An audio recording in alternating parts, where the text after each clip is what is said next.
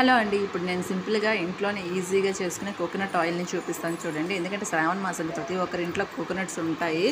వాటిని ఏంటంటే ఎప్పుడు మనం స్వీట్స్ చేసుకొని తినలేం కదా! ఇలా చేసుకుంటే దేవుడికి కూడా అంటే ద్వారాల కాడ దీపంకి లేదంటే మన తలకు కూడా రాసుకోవచ్చు. ఎటువంటి కెమికల్ ఏమి ఉండదు కాబట్టి చాలా మంచిది.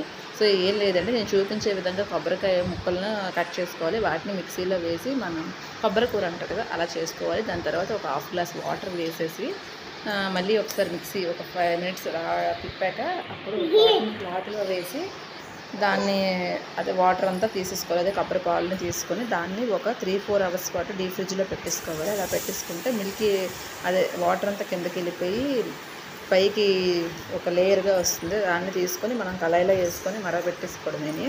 మనం నెయ్యి చేస్తాం కదా, అలాగనే చాలా బాగుంటుందండి స్మెల్. అది మరగబెట్టేటప్పుడు ఇల్లంతా భలే స్మెల్ వస్తుంది, చాలా బాగుంటుంది. నాకైతే బాగా నచ్చింది. దీన్ని ఏంటంటే ఇది ఎటువంటి కెమికల్ యూస్ చేయడం మన హెయిర్కి రాసుకున్నా కూడా చాలా మంచిది. Thank you.